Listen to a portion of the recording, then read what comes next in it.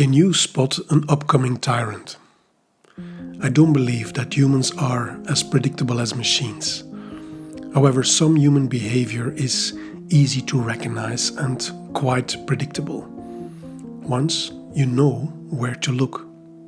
In this episode, we look at books that describe the early signs that a tyrant is on the rise and that you and I are about to lose our freedom and probably our dignity and some other things too. The books that I love to share with you felt to me as a safety card that you receive when boarding an airplane. However, this safety card is all about how to keep our democracies and other communities, even those at work, safe from tyranny. Be careful, after watching this episode, you can never say that you did not know. Welcome back to Bold Books and Bones. I watched this phenomenal movie on Netflix called Don't Look Up. It tells the story of what happens if we vote for the wrong leaders, if we don't listen to signs, if we don't speak up, and if we continue to allow certain groups to create division in our communities. After watching the movie, which is a strong and accurate analogy of our modern day culture, I thought to myself, what can I do about the negative and even dangerous aspects of this modern day culture? Is it even possible for an average individual like me to help altering the current neglect of science and the spread of unfounded information? I know that this part is perfectly possible through all of us. The first of many things that we can do is to be extremely critical about what we share or forward online. By only sharing well-founded information, we can get a long way already. I talked in another episode of Bold Books and Bones about a book called Social Butterflies. And this book aims to inform us about how you and I can reclaim the positive power of social networks. If you would be interested, I leave a link in the comment section to this episode. In this episode, and inspired by the movie Don't Look Up, we ask a different question. Can you and I, as normal citizens, protect our democracies and prevent tyrants from rising? I think that this is perfectly possible too, and part of the way forward is to first take a step back and observe what is going on at the moment in many of our communities around the world. A second thing we can do to alter this current and I think unnecessary division is to further educate ourselves on what can be done.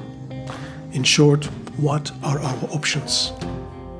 Here are two books that are written with exactly that purpose. Both are bold and, I would say, important books. They are meant for everyone who cherishes truth and who wants freedom for themselves and for their children.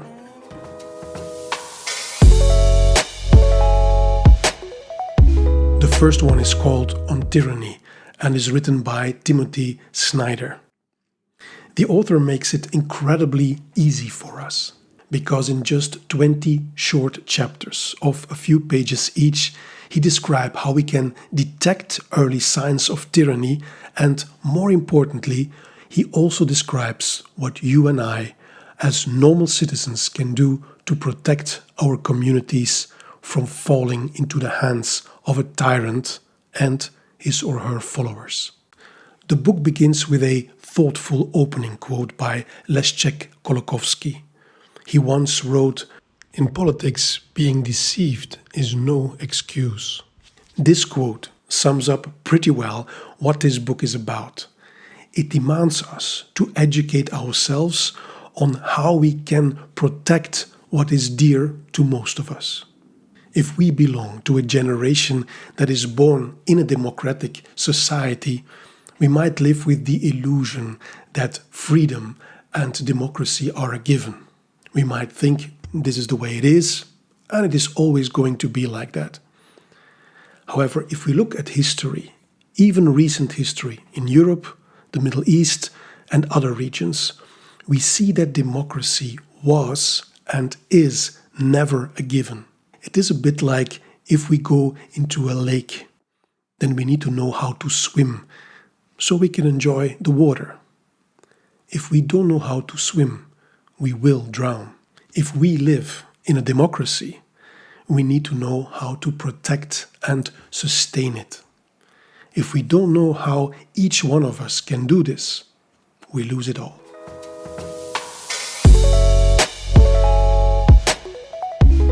The second quote from this book that hit me was the following: "Eternal vigilance is the price of liberty." This quote is by a man called Wendell Phillips. It is again a call for action, to be vigilant every day to ensure that our liberty is maintained. It is like a mother who watches over her child until the child becomes an adult and has to take over the responsibility to watch over the next generation. Every chapter in this book starts with a one-sentence advice of what to do or not to do, and this is then followed by a short explanation about why this advice is given. And then the following pages puts the advice into context with historical examples. I learned about this book through my good friend Fede, who lives in Canada, and every week we enjoy together a 1-hour Zoom call about books, of course. He also pointed me to the graphic edition of this exceptional book. This beautiful edition is a collaboration between the author Timothy Snyder and an acclaimed illustrator called Nora Krug. It is the same book with the same text. However, it is a visual and more artistic reminder of the 20 valuable lessons we can learn from history. I highly recommend both books, of course.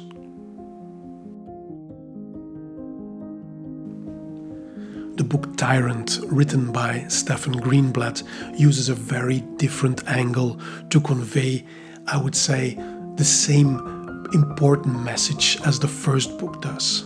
The opening sentence of this book is as follows: "From the early 1590s, at the beginning of his career, all the way through its end, Shakespeare grappled again and again with a deeply unsettling question. How is it possible for a whole country to fall into the hands of a tyrant?" So again, this book does not only look at the tyrant and his or her actions, but it also looks at the people who can stop or enable the tyrant. Stephen Greenblatt looks at different plays by Shakespeare to make his point about tyranny.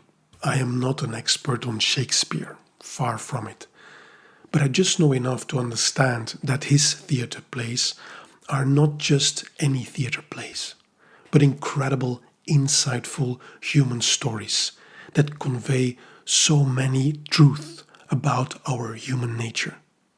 Therefore, it is, I think, so well chosen by Stephen Greenblatt to analyze these extraordinary writings. And he shows how these texts convey the human dynamics that lead towards the loss of freedom, and how they reveal that a tyrant is waiting in the wings.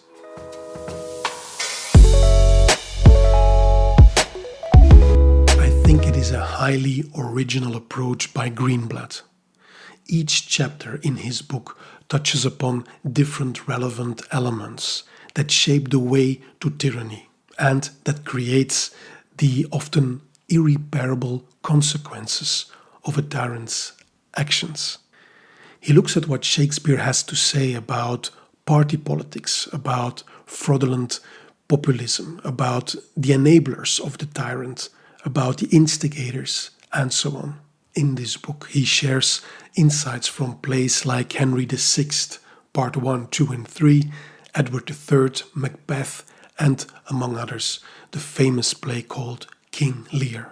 Because of reading so much about Shakespeare in Greenblatt's book, I went to my favorite Antiquarian bookstore in Brussels to see what I could find on Shakespeare. The little store is called The Ivory Monkey, and the owner's name is Frederick. He does not have a website and is therefore hard to find. But his collection of books in different languages is just marvelous. So if you come to Brussels and you want to visit a hidden and secret bookstore, then this is the place to be. I was lucky in my search and found these leather-bound, beautiful editions of several of Shakespeare's plays. They are edited by M.R. Ridley and are from 1940. I was particularly looking for the play about King Lear, because Greenblatt in chapter 9 of his book makes us aware of a particular moment where a servant without a name speaks up and tries to stop the tyrant while he is committing a terrible deed. And this is the passage. Act 3, Scene 7, and it starts with line 72. "Hold your hand, my lord.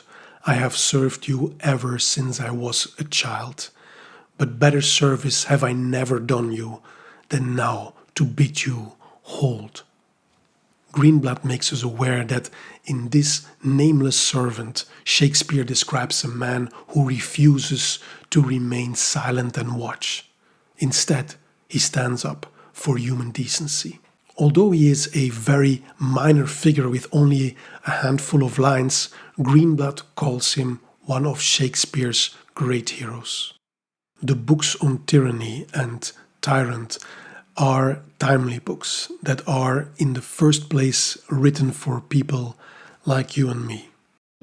I hope this episode was worth your time, and I hope to see you again at Bold Books and Bones. In the meantime, please stay curious, stay well informed, and stay free. Bye for now.